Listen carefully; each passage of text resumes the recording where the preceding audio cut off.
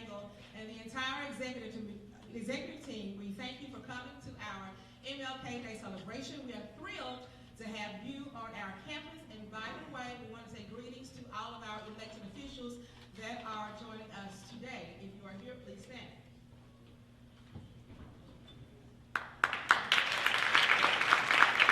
Councilman Oglesby, thank you so much for being here. As we reflect on the issues that were prevalent during Martin Luther King Jr.'s time, issues like voter registration, social change, community relationships with the police, race, education, and so many other issues. And tell your neighbor, so many other issues. You know I'm telling the truth. Somebody say yes. Who's a high school student? Yes. We find ourselves having the same conversations and calls to action 50 years after Dr. King's death. Yeah, you can say a little bit louder. The same issues. I don't know about you, but it makes me very frustrated. And so our speaker for this morning is the one and only Roland Martin.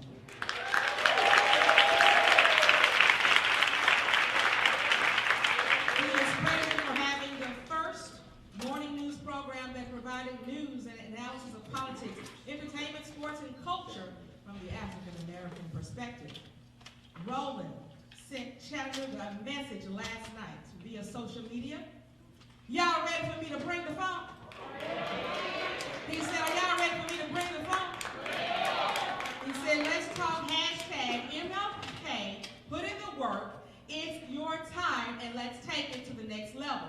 I need to do a roll call real quick because you are at the University of Tennessee, Chattanooga. Let's come into the classroom.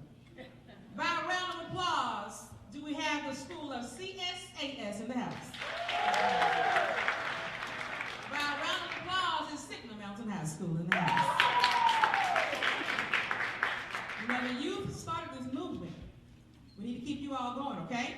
By a round of applause, the brothers of Alpha Phi Alpha Fraternity Incorporated, 1906. We got 06 in the back? All right, respecting the brothers.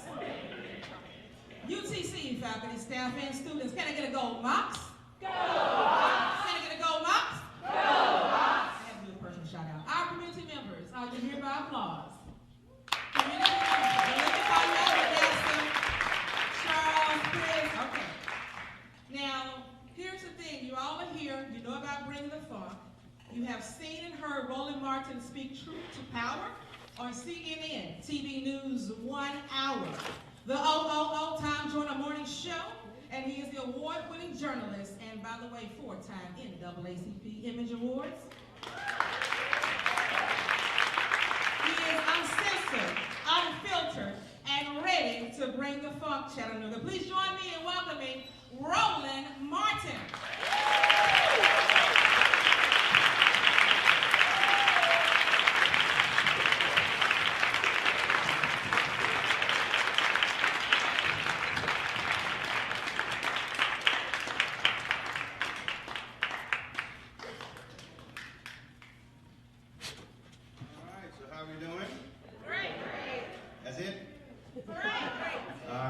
Just checking. Certainly glad to be here. First time here. Actually not the first time in the city. I was here several years ago for the National Urban League, and so they brought me in. And so this is not the first time that I've been here, but certainly I'm glad to be here. I'm glad to see you. Actually, it's kind of interesting because we used to have what we call MLK Day. Then it became MLK Weekend. Then it became MLK Week. Now it's sort of MLK 2 weeks. And so we probably, in a couple of years, probably just gonna make it MLK month. So that's normally how this thing goes. And so, you travel around the country and you talk to so many different people. You see so many folks, and we always talk about once January hits, folks like me, the schedule begins to pick up crazy, so you pretty much now go from MLK all the way through Black History Month, and America gets their feel, if you will, of so many of us, and so it's always quite interesting this time of the year. And so you travel around the country, you see people, you talk to people, and one of the things that we do is I believe that we make a mistake every year around this time. The first mistake that we make is we lose sight of the fact that the commemoration of Dr. King's birthday is not just about him. How many of you actually read or listened to his Nobel Peace Prize speech? Okay, handful of people. You really should go listen to that speech. He became the youngest winner at that time of the Nobel Peace Prize.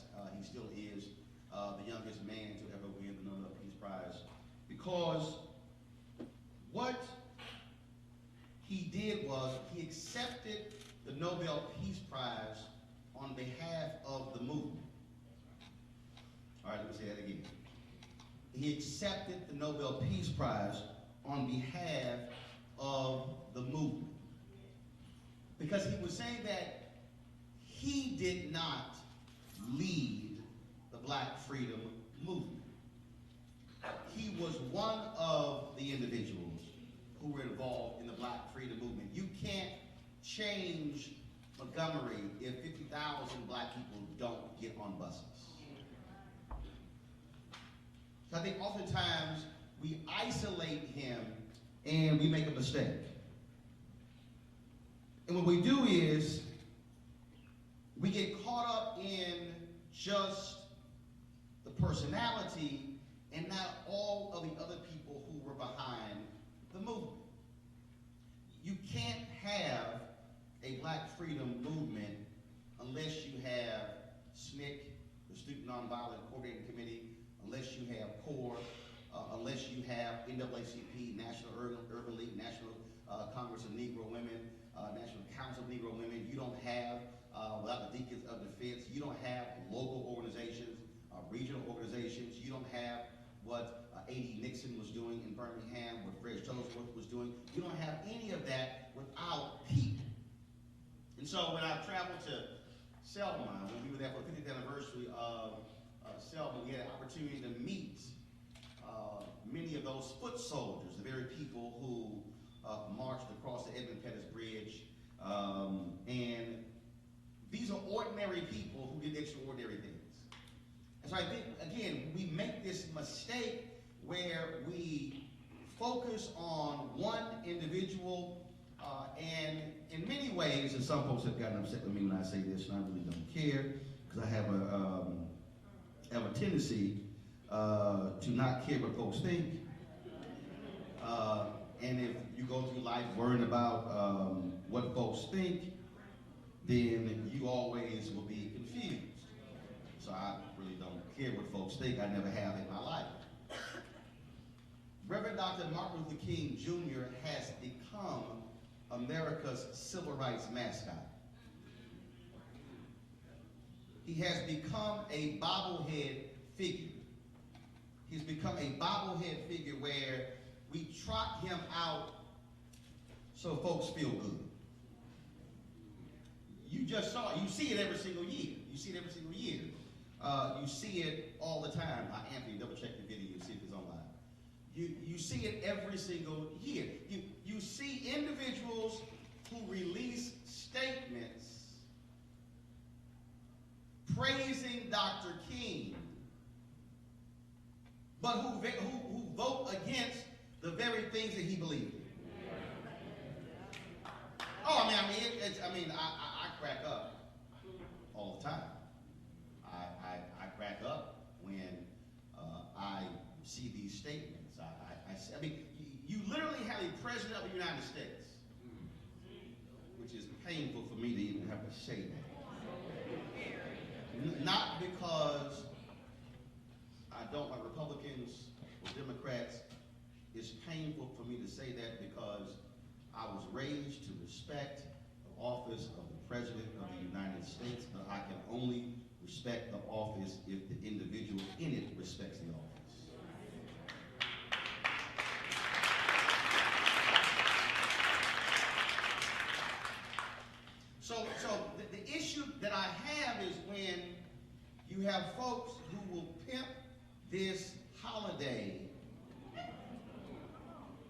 by showing up at events, by saying that, oh, they believe in Dr. King's vision, yet they vote against health care, which he said was a fundamental right. Yet they endorse and support voter suppression, which he fought against.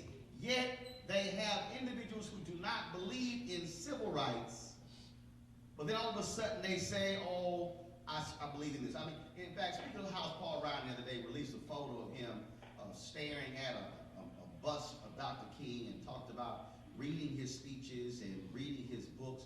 And I'm going, really? So how can you say all of that, but you pass a tax reform bill that would have a negative impact on the poor when Dr. King died planning a poor people's campaign? See, I'm not interested in your tweets. I'm not interested in your speeches. I'm interested in exactly what you do. That's why I sat there Monday, all these folks on television, and they were talking about Senator Jeff Flake of Arizona is going to give this speech on the floor of the Senate, and he is going to just denounce the actions of Trump, and folks were saying how he is speaking out. Yet yesterday, the very same Senator Jeff Flake, along with Senator Ben Sasse of Nebraska, along with Senator Chuck Grassley of Iowa, along with Senator John Cornyn of Texas, along with Senator Mike Lee of Utah, along with Senator John Kennedy of Louisiana, along with 5 others, they voted to confirm 17 of Trump's federal judges, 16 of them white men, but more importantly, 2 of them who are ardent supporters of voter suppression, and one of them with early ties to a white supremacist group. I don't care about your speech on Monday. I care how you vote on Thursday.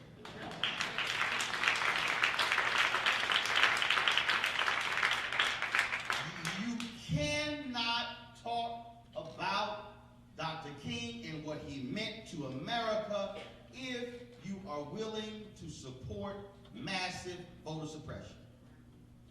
And there's somebody sitting in this room who's thinking, well, you just talking about black folks. No. The voter suppression that is happening across this country is specifically targeting African Americans, targeting Latinos, targeting young voters, and targeting elderly voters. In Wisconsin, ain't there many black people in Wisconsin? Outside of Milwaukee. In 2016, a county clerk in Wisconsin said that she was purposely moving an early voter registration location off of a college campus because too many of those white students were voting Democrat, so they moved it to a far out location that was hard to access, that had a small parking lot to make it difficult for folks to vote. Now, is that legal? Yes. Is it morally right? No. Same thing, North Carolina. They moved early voting locations off of the university campuses because they did not want those young white students casting ballots for non-Republicans. And so I'm trying to get people to understand that in Wisconsin, some 200,000 people did not vote in the last election because of their voter ID law. Now, the Department of Justice, they ruled that voter ID law was legal, but here's what was interesting. A federal judge called in Governor Scott Walker's folks and said, I need to understand why are y'all taking so long issuing the voter IDs? You had elderly white voters who could not vote because they no longer drive. They don't need a driver's license. And so they were taking their time getting the voter ID. I can go around the state. In Pennsylvania, 2012, the leading Republican in that state stood up and said publicly, I don't know what he was thinking, he said Mitt Romney will win because of voter ID. Now break apart that statement. See, sometimes the problem I think we have today is folks are about as deep as mustard on a hot dog. He literally said, we will win because of voter ID. What he was saying was, we will shave off enough votes in order to guarantee victory. I don't care if you are a Republican. I don't care if you are a Democrat. I don't care if you are an independent. I don't care if you're a Christian, if you're a Muslim, if you're an atheist. I don't care. I don't care if you're gay. I don't care if you're straight. I don't care if you're a woman. I don't care if you're a man. But I do care that you should not have your vote impeded by people who want to rig elections. That is fundamentally wrong.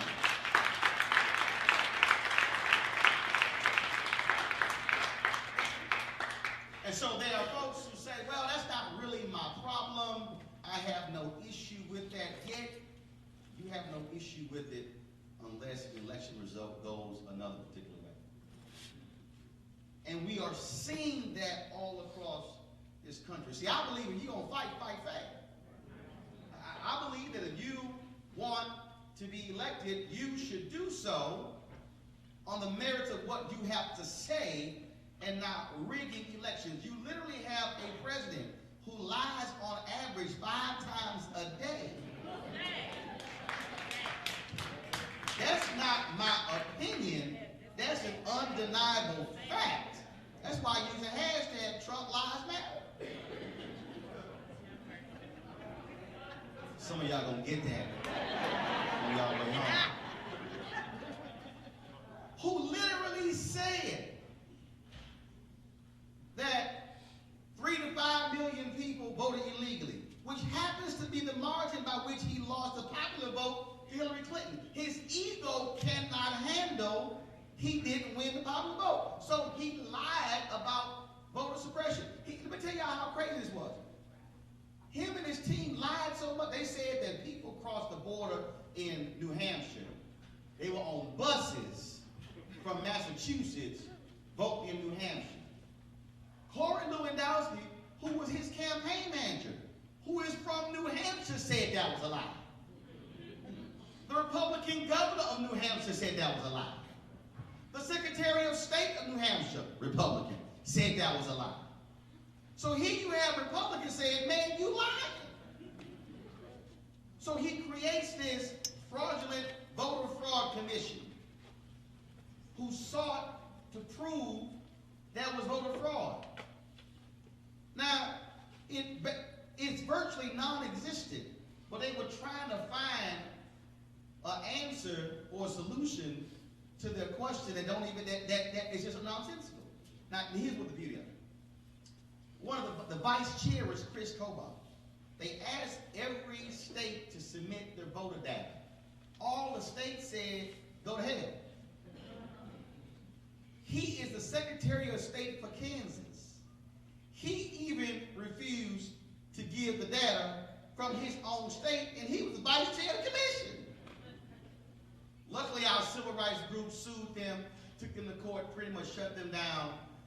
And so then a couple weeks ago, Trump announced that he was signing an executive order getting rid of the commission. He said because the states wouldn't give up the data. No, because y'all were lying. Some of y'all might be saying, well, why are you so tough on Trump and the Republicans? Because it is the official position of the entire Republican Party to suppress votes. You can disagree with me all you want to, but please prove me wrong. Please show me where after 2010, the midterm elections, all of a sudden, when 16 state legislatures flipped, where they became totally controlled by Republicans, you had a political gerrymandering take place, and then all of a sudden you had massive voter ID laws, and all of a sudden you had in North Carolina, where in 2008, they actually massively increased their voter turnout. The Republicans in North Carolina said, oh, hell no, we got to stop this, and literally begin to put in place laws to stop it. When you have a federal panel of judges say, folks, they wrote in their opinion that there was laser-like precision in North Carolina to specifically keep black people from voting. They said in the ruling. They have emails where Republicans in North Carolina were asking for black people voted. And they showed that 70% of African Americans in North Carolina voted in the first week of early voting, which is why all across North Carolina, they only had one early voting location in each county for the first couple of weeks of early voting. That's why in Ohio, you could go to Cuyahoga County, you could go to Summit County, you could go to all of those counties. There was only one early voting location to vote because they said, oh no, it costs too much. Yeah, but in Ohio, it was even so nasty where Republicans had a majority of the seats on the county board of election. They extended early voting hours, but where there was a tie, which meant that it was 2-2, so you therefore couldn't put the rules in place. In Democratic counties, they actually shortened the early voting hours. In 2012, the Obama team took them to court, and even the Secretary of State had to admit that was grossly unfair, and they had to have even voting hours. All of these are tactics to keep folks from voting. I told you earlier, Wisconsin, moving an early voting location out to a far location with a small parking lot that was meant to, so when you got there, you couldn't find a place to park, lines were long, you would get frustrated, and you would just say, man, I'm gonna come back tomorrow, and the same thing would happen tomorrow. So the whole point was to say, I'm not even gonna vote. Those are the measures we're seeing all across this state, this country. My home state of Texas, 5 times federal judges have ruled that Texas voter ID law is discriminatory against African Americans and Latinos. Some 600,000 voters will be disenfranchised by the voter ID law in Texas. 5 different federal judges, some appointed by Republicans, some appointed by Democrats, said this is racist and it is unconstitutional. Yet, when the Obama administration was there, the Department of Justice supported the folks who were against the Texas voter ID law. Yet, when Jeff Sessions became the Attorney General, they flipped and they then sided with the state of Texas. They now appealed the decision to the Supreme Court. In Ohio, the Supreme Court just a week ago heard the case of a man in Ohio. They are even so nasty with it that they actually have a rule that if you miss one election, they want to be able to remove you from the voter rolls. Under the guise of, well, your address may have changed. This one guy hadn't moved in 30 years. And guess what? The guy who is suing, the case is now, they heard the Supreme Court, he's not black. He's a white guy. He said this ain't right. He did not vote in 2009, 2011, because he said, I didn't like any of the candidates. And then when he went to vote in 2015, they said, oh, I'm sorry, you're not registered. He said, wait a minute, I registered. They said, no. Our rules, we took you off the rolls. He could not vote because they said, we're going to remove you. That is by design. These are tactics where folks are literally sitting in rooms across America, and they're trying to figure out how can we come up with different schemes to shave off 1,000 here and 2,000 here and 5,000 here and 6,000 here. And if you don't think it has an impact, the fact of the matter is Trump won by less than 100,000 votes in 3 states, Pennsylvania, Michigan, and Wisconsin. You just saw in Virginia where a House of Delegates seat ended in a tie and had to be decided by the flip of a coin. If you don't think every vote matters, you have lost your ever-loving mind.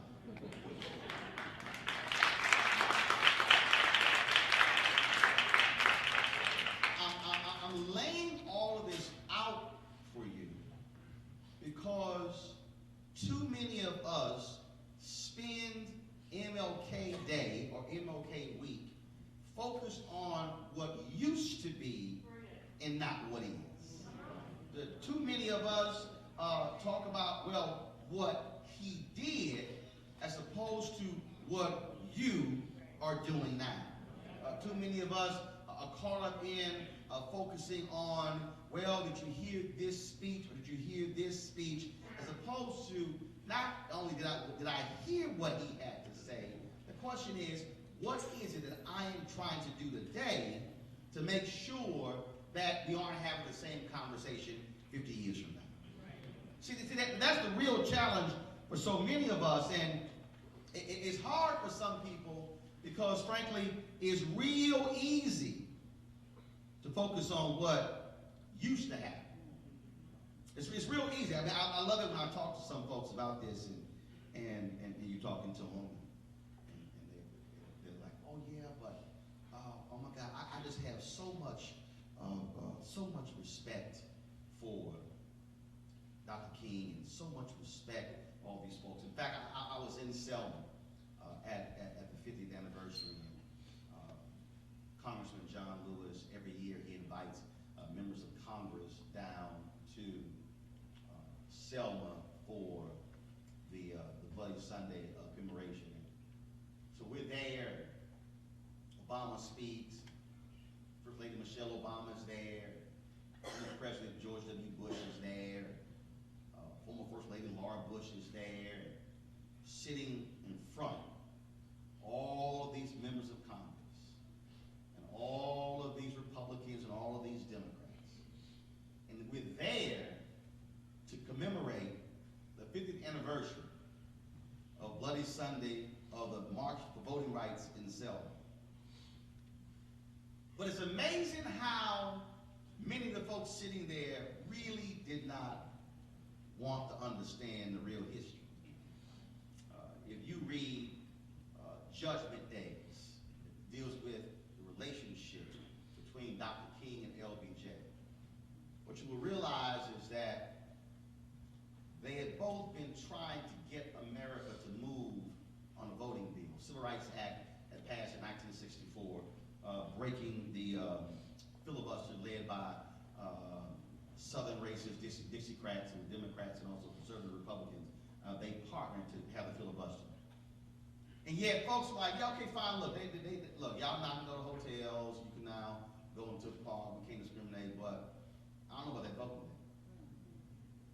But it wasn't until they broadcast the images of folks being beaten, bloody, almost killed. Jimmy Lee Jackson actually was killed in the previous march. It was Jimmy Lee Jackson's murder that actually led to the Bloody Sunday March. And it was that beating that changed. Because here's what happened. Cox lays it out in his book that, it's a phenomenal book, that after Bloody Sunday, all of a sudden, white Democrats and white Republicans, we've got to change this. We've got to give them the right to vote.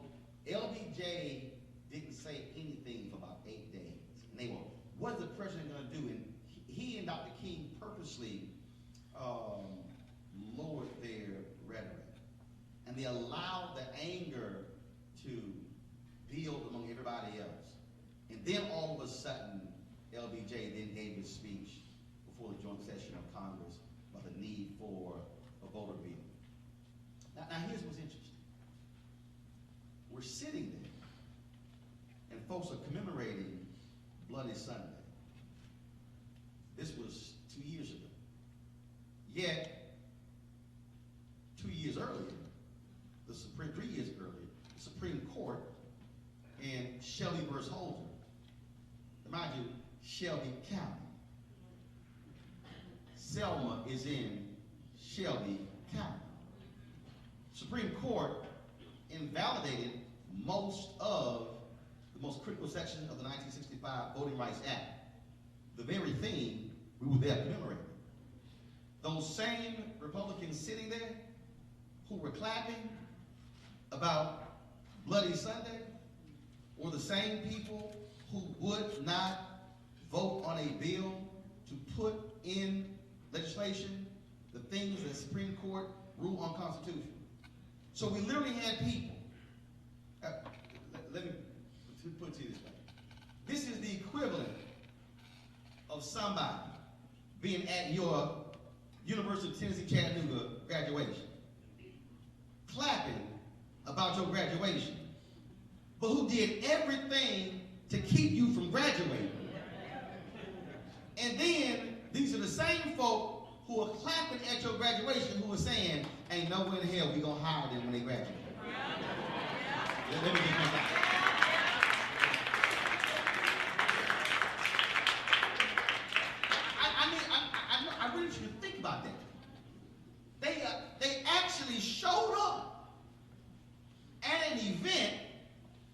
to commemorate the folks who made the 1965 Voting Rights Act possible, yet the Supreme Court invalidated the most important parts of that very law, the pre-clearance law, said Congress needs to come up with a new formula, and the very same people sitting there refused to come up with that same formula, yet they were saying how proud they were to be there. I wouldn't have invited them. Because I don't invite folk in my house who hate me.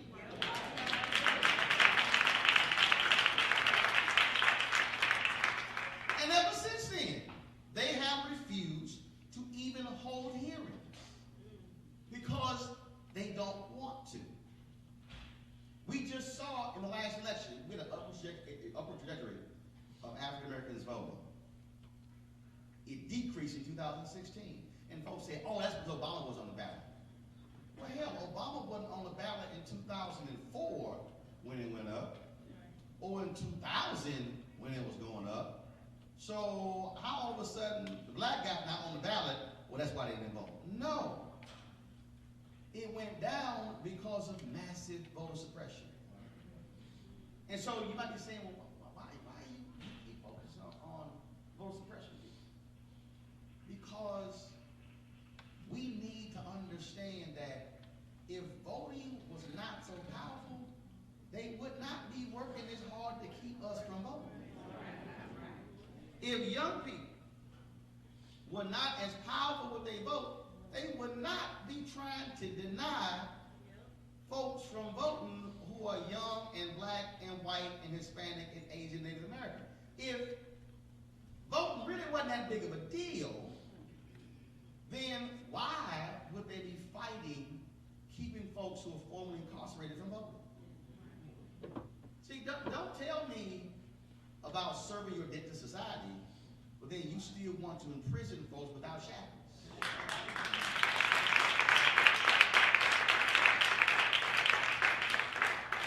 You can't explain it to me. No, leave one. So, I'll give you an example. Florida. They are very close to getting all of the signatures needed to have a statewide ballot initiative that would restore the voting rights to the formerly incarcerated. It's almost there.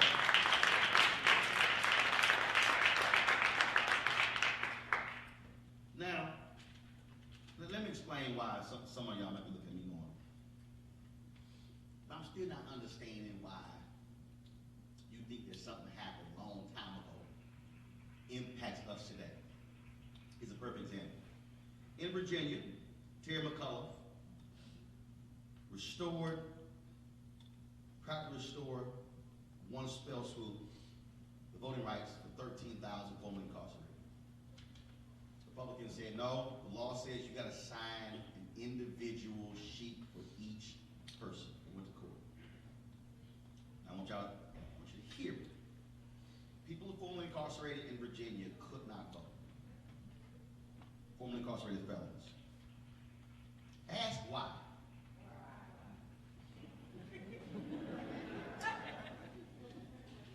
Because in 1902, I think it was 1902, a Republican state legislator said on the floor of the Virginia House, we are enacting this to keep the darkies from voting.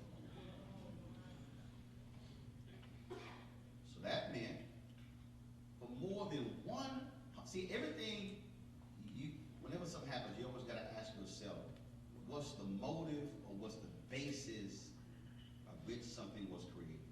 So for more than 100 years, folks in Virginia were defending a law where the root of that law stemmed from wanting to keep black folks from voting. McCullough pulled that statement out, and whenever he spoke, he said,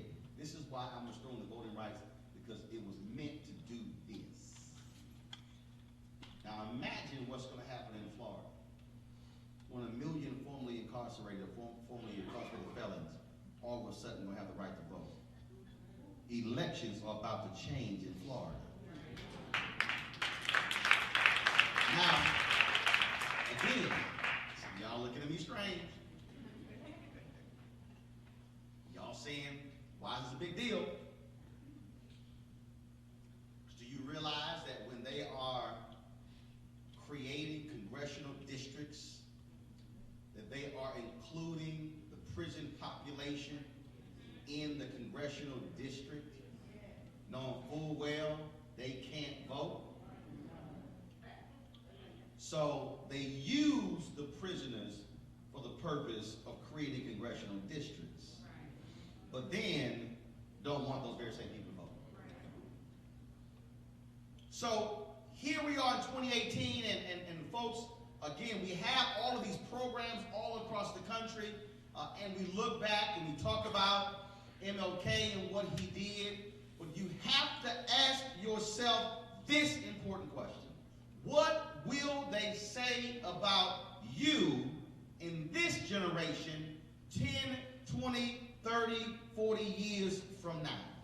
Will they have this program and all they end up doing is talking about how great things were in Dr. King and others in the Black Freedom Movement going back to 1956, 1960, and 63, 65, but will they totally skip over 2018, or will they say there were a generation of people who were empowered by what he and others did to then carry the baton forward to change what was happening in America today? If you are here out of obligation because this is your black checkoff event,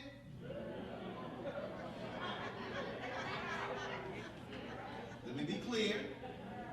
Every year, we have black checkoff events. All right, I'll go to the MLK program, check. I'll go to the Black History Month program, check. I might swing by the Women's History Month program in March, check. All right, I guess I'll go by the Cinco de Mayo event, check. If that's the motive for why we're here, you're more welcome to leave right now. No, you can, seriously, I won't be offended if you get up and leave right now. I'm perfectly fine with that. Because to me, if you are here for the black check-off event, you're wasting your time. You're wasting your time because these events should not be set up as moments of reflection and remembering. No. These events should be like when a couple renews their wedding vows. Anybody here renewed their wedding vows? Anybody in here who's done that? All y'all divorced? So you renewed your wedding vows, you renewed your wedding vows. How many of y'all have been to an event where a couple renewed their wedding vows? How many of y'all been? Okay. Just one of y'all? None of y'all got it from. Y'all don't go to any weddings out here. Okay, all right. Y'all like, we ain't even seen a wedding. Let me describe one for you. Okay. My grandmother had a catering business. I've done about 300 of them, so I'm very familiar. Here's why I liken this event or these events to when couples renew their wedding vows. A couple renews their wedding vows as a reminder to each other of their love and their commitment to one another and why they got married in the first place. And so it's a renewal of the vows. It's a covenant that is established between two individuals. And so these events should be seen in the same way. These type of events should be where your spirit is renewed, and then you make a covenant with one another, or even with yourself, to commit yourself to the very causes of why you're at this particular event. And so if you actually truly care about what Dr. Martin Luther King Jr. did in his 39 years, if you care about what Ella Baker did, what Constance Baker Motley did, what Diane Nash did, what Dorothy Cotton did, what Septima Clark did, Sonoma Clayton did, Coretta Scott King and Hosea Williams and Anthony and Andrew Young and Reverend Jackson. If you cared about A.D. Nixon and Fred Shuttlesworth, if you cared about William Lawson, if you cared about any of these individuals, if you cared about what they did in the Albany movement, or what they did in Selma, or what they did in Birmingham, if you cared about Rosa Parks, if you cared about any of these folks, if you cared about Adam Clayton Powell, if you cared about what any of these folks did, then what you would be doing is you would be saying, I'm going to use my life to finish what they started. Otherwise, these events will simply become empty vessels of remembrance and reflection, and they will end up being an utter waste of your time. You should come back next year to this event. You should be able to use this event to take stock and say, what is it that I accomplished over the previous years to fulfill the destiny of Dr. King and others? What did I commit myself to do? Did I personally register or get 10 people, 10 students? Did I help the elderly? What did I do to get somebody registered? What did I do when it came to public policy? Did I go down to a city council meeting or a school board meeting or a county commissioners meeting? Did I go down to the state legislature? Did I go down to DC? Did I do something to be a person who has made a difference? Now, if you come back next year, as a matter of fact, I want you to do this. I want you to pull out your phone. Pull out your phone. This will be the last part before I go to the question. I'll take the questions, correct? Yes. Gotcha. I want you to do this here. That's not rhetorical, that's literal. Pull out your phone. I know y'all got it. There's a note section if you got an iPhone, Android has something similar. I want you, and if you can't think of one, you got 2 or 3, that's fine. I want you, and here's the other piece, this is not just for people of a certain age. If there's still breath in your body, you should do this, because it don't matter if you say, well, you know, I'm old, I did all, no. As long as you still got breath in your body, that's still some work for you to do. My parents are 70 years old, they don't look it, but they work the campaign polls, they do all this sort of stuff, they out there, they live in my house in Dallas area, they be hitting me up, they involved in all kinds of, I'm like, I don't know what the hell y'all talking about, but congratulations. So they in all kind of stuff, and they not gonna stop, don't matter, they don't have any canes or walkers, but if it ever happens, I hope it doesn't, trust me, they gonna still be out there doing their thing. I want you to write down, what will you commit yourself to do to be a difference maker on this campus, in this city? First, please roll it back. What will you do to be a difference maker? In your home, or your dorm, on your street, on your block, in your neighborhood, in this city, in this state, in this country, for the next 364 days. Doesn't matter what that is. You could say, I want to be involved in keep folks from dropping out. I want to be involved in education. I want to be involved in health. I want to get people tested for HIV. I want to get people checked for mammograms. I don't care what it is. I don't care if it's voting. I don't care. I don't care what it is. Then what I want you to do, I want you to get you an accountability partner. I want you to tell somebody what you committed to do, and I want you to get their commitment. Now, over the course of the year, you should be checking with one another. Hey, how you doing with your commitment? How's it going? Are you doing what you're supposed to do? So when you come back here next year, or come back to another MOK program, and in fact, I want you to put in your calendar, I want you to go to 2019, and I want you to put a notice on MLK Day 2019 and set your alarm off so that way it goes off and ding, ding, ding, ding. And then what's going to happen is you are then going to look at what you committed to a year previously. And then I want you to then do what's called an annual assessment. Companies do a state of the city address, state of the company address. And I want you to look at that and then say, I committed myself to do this at the University of Tennessee, Chattanooga MLK program in 2018. This is what I accomplished over the previous year. Did I do what I said I was going to do? Then if you look at that commitment and then you go, oh, you know what? Man, I forgot. I got busy. I got caught up. If that's your reaction, you are the damn problem. Because you're the person who makes a commitment who doesn't follow through. We need a group of people who are willing to make commitments to be change agents in 2018, because if we don't do this thing together, it's not going to be done. The king could accomplish nothing unless there were an army of foot soldiers who were with him, by him, behind him, and in front of him, who were ready, willing, and able to take up arms in this battle. The second thing I want you to do is I want you, this is the most important book that he wrote that lays out exactly where we are today.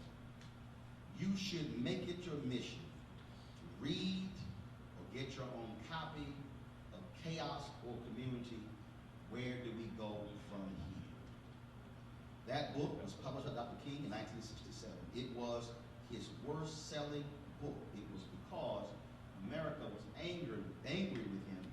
He gave his speech at Riverside Church Beyond Vietnam on April 4th, 1967. I contend there was no coincidence that he was assassinated 1 year to the day. Brother Stephen. I want you to read that book, study that book, and highlight and do everything in that book, underline it, I don't care what it is, because he says it. Chaos or community, where do we go from here? He speaks to what African Americans should be doing. He speaks to what whites should be doing. He lays it out as clear as possible, the condition of America, because he knew his life was coming to an end. Read that book. If you want to understand the blueprint forward for race relations in America, for us moving forward to change the condition of this country, that book lays it out. Do that over the next year. And if you commit yourself to be change agents, I can guarantee you this campus will look different, city will look different, state will look different, this nation will look different. More importantly, you and your household will look different. You will realize that it's not the responsibility of just black folks fighting for freedom. It's not just the responsibility of Latinos fighting for freedom. And not just the responsibility of women fighting for freedom. It's the responsibility of every single one of us, because you cannot say a more perfect union. You cannot say we are the United States of America. You cannot say any of that as long as we have people who are willing to deny opportunities to somebody else on the basis of how they look. That is not what it means to be an American. And even though black folks have been fighting for our freedoms since the first 20-odd Africans arrived in 1619, I can guarantee you, you make it harder on yourself if you keep denying. Because if we've been fighting for 399 years, don't think we won't be fighting for another 399 years.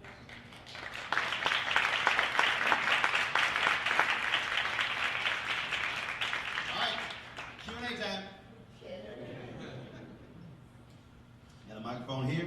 Yeah. Got the microphone here. Don't be scared. I won't bite. Microphone not on. Great. My name is Alan D. Berry, biology major here at University of Tennessee at Chattanooga. My question to you is, how, in this time and age of confusion, can you speak to how can we make these kids, like these kids, 17, 18, me, 22, those children over there, how can you calling them kids? Okay. My brother, 25 right here. But the young brother, how, and also to the younger like the kids who are like 9, 10, how can you put it in a way to where they don't get confused in the mess that's going on right now, to where we can keep moving forward? Because go ahead. Well, I think first, again, this is where understanding history comes in. The reason Birmingham changed is because first of all, let me say this. Whenever Dr. King and his team traveled, they sent advanced teams into cities. So he didn't just show up. He sent advanced teams. So when they went to Birmingham, James Bevel was one of the folks who was there. So Bevel's job, in fact, one of the most brilliant strategists of the Black Freedom Movement, James Bevel, the late James Bevel. Bevel is the one who taught the students. Now, I'm gonna come back to that word, taught. So, when a lot of the adults got arrested in Birmingham, and a lot of the other adults were scared to get arrested in Birmingham, Bevel kept saying to Dr. King, release the children. All the other King advisors said, no, we never included children in any of this, no, only adults. But the movement had stalled in Birmingham. Jails had been filled with adults. He didn't see what was next. King then said, release the children. Let me tell you how amazing this was. Now, I said taught. Bevel had been teaching the students. The schools began to lock the doors and put chains on the doors. The kids were crawling out of the windows. So when Bevel said, King said, release the children, Bevel had already laid the strategy out. So he didn't have the kids marching down one street. All of a sudden, he hit them in waves. He sent kids that direction, that direction, that direction, that direction. And the cops didn't know what to do, like, what the hell is going on? So they running around trying to hit. That's why they got the water cannons and the dogs. When America saw the children being attacked, that's when white America said, this ain't right. I go back to taught. The problem that we have today is that we love rallies and marches, news conferences, town halls, summits, meetings where there's no teaching. Had Bevel not taught the children, when I say children, these were elementary school students all the way up through college. Had he not taught them, they would not have known what to do. That's why if you look at what repairs of the breach, Reverend Dr. William Barber and others, they have been organizing and mobilizing the last 18 months, geared towards picking up Dr. King's Poor People's Campaign, and they have literally been teaching in every city they go to. So the problem for us today is there's no teaching. There's meeting, but there's no teaching. You could not have been a freedom rider unless you went through the training before you got on the bus. Jim Lawson and the Nashville movement, they taught before they protested. And so what is needed today is more teaching, less preaching. Teaching is tied to mobilizing and organizing, because the event is great, but what are you going to do when the event is over? What happens the next day? So you got folks excited. What happens the next day? That's the piece right there that I think people, so for anybody in here, if you are 18 and under, 20 and under, 25 and under, I don't care who you are, everything has to be tied to teaching, because we assume people know. But when I go around the country and people say, man, I want to do something, and I want to change this, and they go, but, you know, what's going to happen in D.C.? I say, you know what you're talking about. D.C. has nothing to do with that. That's your city council. See, that's why people keep asking me, Roland, how do you feel about Oprah in 2020? I said, I don't give a damn about that. I'm not dismissing Oprah, but I can't focus on who's going to run for president in 2020 if I'm ignoring who's running for the city council and the county commissioner and the sheriff and the DA and the judge and the state rep and the state senate and the governor and the water district. I can't ignore all of those races. So I can't focus on 2020 if I'm ignoring 2019, if I'm ignoring 2018. If you're in Georgia, Stacey Abrams is running for governor. The primary is in March. That's month after next. I can't be worried about 2020 if I'm ignoring what's happening then.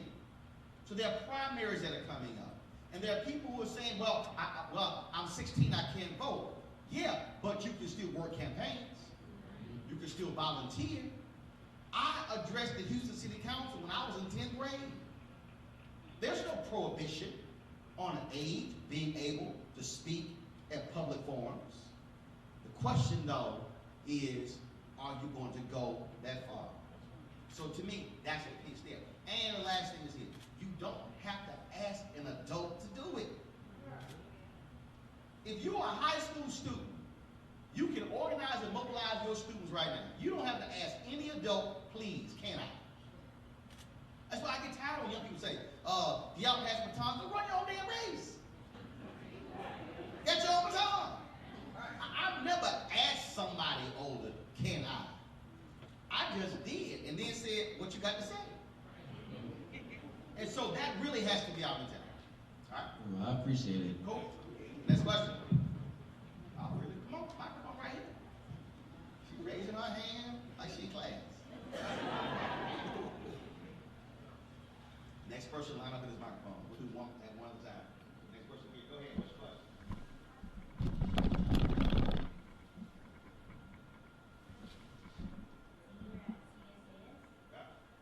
Senior at where? Okay, cool. I wanted to know when you witnessed your time speak up. Say it again.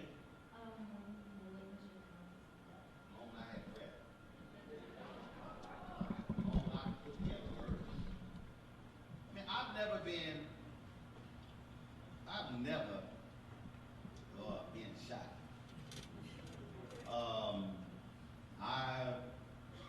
So that it hasn't mattered to me. I mean, again, we have to understand the world in which we inhabit and what we can do. I mean, I remember, this is very, so I was born and raised Catholic. The church where I grew up, the meeting to found the church was in my grandparents' living room. They migrated from Opelousas, Louisiana. And it was kind of funny. So we were in this group called the Knights of Peter Clay. It's the largest black Catholic organization in the world. They have a junior division. Junior Knights of Peter Clay, or Junior Daughters of Peter Clay.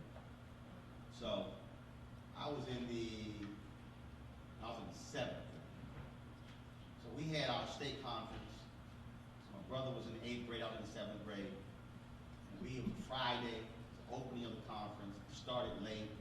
We probably had about, it's more than 2,000 black kids there. So we're in this meeting, and we're in the back, and we sitting there, we cussing. Because it's raggedy, it's not organized, it's late. Then when they start talking, we like, man, what the hell are these folks doing? So, a couple of brothers in front of us, they start saying the same thing. A couple of cats next to them. Now, we don't know each other. So it's about 10 or 12 of us sitting here saying, man, this is some BS. Who's running this organization? And so we go, man, where's the next election?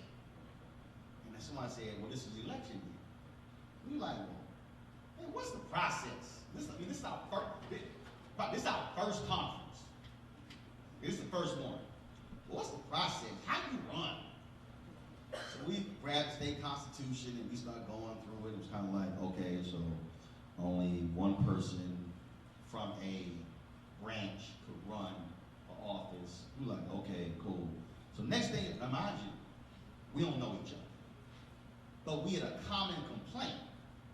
Everything was raggedy. So you know what we did? We said, we gonna take this bad boy over. So you gonna run, so okay, who gonna run for president, who gonna vice president? We start going through. We went through the whole deal, the whole slate. We got the whole slate.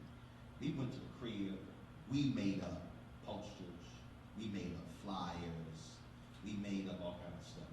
Now, my brother ran, so I couldn't run. My job was the one to organize all the votes. So the cats who were running it had no idea what was going on. We straight, when Sunday hit, they didn't know what happened. We had already mobilized everybody. So when the election came, it was time to vote, our entire group won. We took over the entire state organization. So then we had a constitution. We then rewrote the Constitution. And we had a part of our Constitution where, well, the adults, they could be in our meeting, and the Constitution said they could not speak unless we recognized them. No, but most people had not read the Constitution. Well, I did. I've always been a parliamentary expert. So we're sitting in the meeting, homeboy stood up, I'm like, you got to take a seat. And he was the state director. He said, what do you mean? I said, I'm sorry, you have been recognized by one of us to speak. You need to take a seat. And he looked at me and said, how dare you? I said, easy. Page 38, section so-and-so says this here. He looked at me, he said, I'm taking, sat out. If you go, now mind you, this is 1982. You go back to Texas, NSA conference. The dress code they have is the one we passed. The shield they have is the one my brother actually redid. We literally changed the entire organization. We were in the 7th grade. We didn't ask anybody. Just within that little organization, we took it over. So I would ask you, what are you involved in now? And how can you take something over? So imagine now you're 18. McCallie Avenue, who did this in Minneapolis. They felt the local NAACP was hard. They didn't just complain. What they did was they said, okay, the last election, how many votes the president got? They went out and brought in like 100 new people, paid their $20 or $30. And then when the election came, ran their own slate, they took over the chapter. They didn't complain about the NAACP. They took it over. A lot of us complain, and we're afraid to take stuff over. So there's no point in one's life where you can't speak up. You just got to figure out where in your world can you be involved and take something over. That's where you start. Thank you. Question. Challenge that. Last question. Okay, last question. She said stop now. Told y'all I break rules all the time. Thank you, Brother Martin. My name is Brandon Woodruff, and as a young person who's actually currently running for District 28. And how old are you? I'm 25. Okay, y'all be thrown out as a young person. I'm just messing. Go ahead. Yes, sir. So I'm 25, and I'm currently running for District 28 State Representative here in Chattanooga. Cool. First time running? Yes, sir. Okay. Yes, sir. So this is my question to you. As we see more and more millennials like myself prepare ourselves to propel our community, transpiring from radical action and thought equity to a more educated and groomed approach pursuing public office and leadership role, a message to those who came before millennials who are reluctant to pass the torch, and what is our role as millennials in ensuring baby boomers and Gen X are ready and know that we are ready and responsible enough to take care of the community. Okay, I want you to repeat first part of your question. Okay, the first part of my question was, what would be your message to those who came before millennials who are reluctant to pass the torch? No, that wasn't the first part of your question. Go back to the beginning of your question. As we see more and more of our millennials, like myself, prepare ourselves to propel our community, transpiring from radical action and thought equity to a more educated and groomed approach. Right there. How did you arrive at going from a more radical to a more educated? I want you to reread what you just said. I want you to reread what you just said. Don't think I wouldn't listen. Reread it.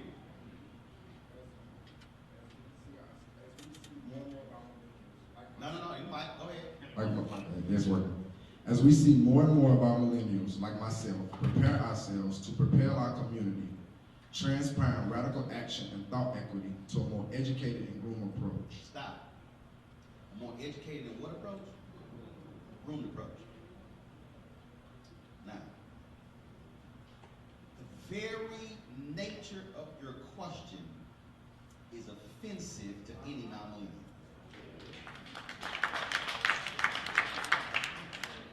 The very nature of your question. What you literally are saying in your question is that what y'all did was uneducated and radical. What we are bringing is a more educated and polished approach. So out of the gate, you will offend anybody in the room who's not millennial. You cannot make the assumption that what came before was uneducated. MLK went to college at 16. Seminary, PhD. Many of the very people who were involved in previous movements were highly educated. So that's first. A mistake that I often see among millennials is the same mistake that I saw among Gen Xers. It's the same mistake that I've read about with baby boomers. We have this attitude that, well, what you did before didn't work, and what we got is better, when you literally could not even be standing in this university were it not for what they did. That's what I mean. So the first thing I would say is get rid of the question. Second thing is get rid of the superiority complex that somehow what you're doing is better, more polished, and more educated. No, you're simply the next step in a natural evolution. Third thing is understanding that, again, you're asking for a baton. Why? If you're running for office, I don't need you to embrace me.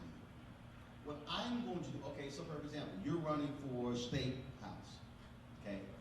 The person who's in the existing position, how many votes they get in the last election? 3,200 votes. Your job is to go out and connect and ensure at least 4,000 people show up to vote for you. See, I can have 30 old heads against me. It don't matter if I mobilize my people. Ask the brother who is now the mayor of Birmingham. He, a graduate of Morehouse, mobilized his Morehouse brothers to provide funding to his campaign, which in turn allowed him to mobilize millennial, Gen Y, Gen X. So when he ran against William Bell, Bell was expecting the older generation to turn out like they did at previous elections. They didn't. He mobilized his people. So you're seeking approval when you shouldn't be seeking approval. Your work is the stamp of your approval.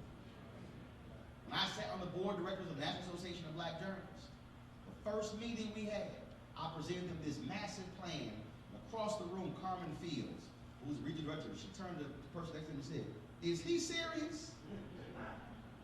And I heard it, and I went, "Yes, I am." They rejected the plan outright. I ain't getting mad, I got even.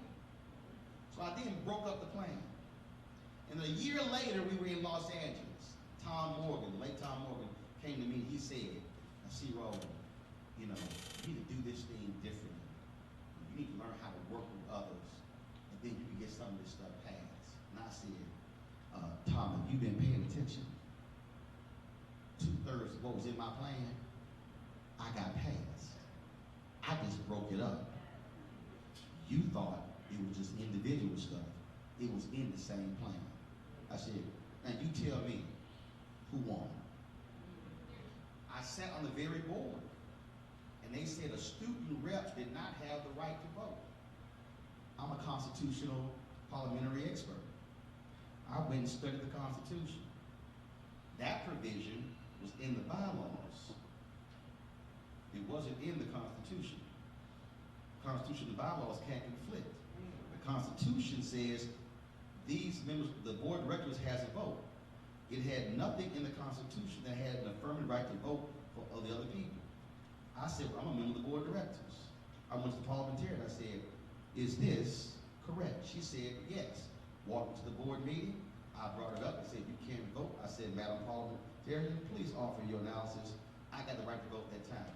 Because I use this, you will be able to attract baby boomers and Gen Xers to your vision if you have a vision that is not about insulting, saying what they did, but saying this is what I'm going to do, follow your footsteps." That's how you attract them. That's how you win. Run your own race, have your own plan. Trust me, they will follow.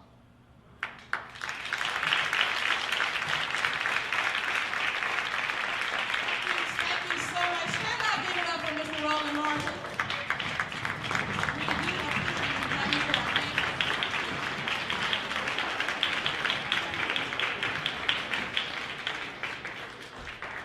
You all say thank you, Roland. Thank you, Roland. Louder than that. Thank you, Roland. Thank you, Roland. Remember the charge that he gave you, the date on your calendar. All the high school students, please take a seat. Please take a seat, all of the high school students. Mr. Roland Martin, I'm going to shake your hand. I got to get my people in there. But thank you again, and all of you, we thank you for coming to our campus. Mr. Roland will be joining us at our luncheon for those who have been invited. Thank you, and go Lions.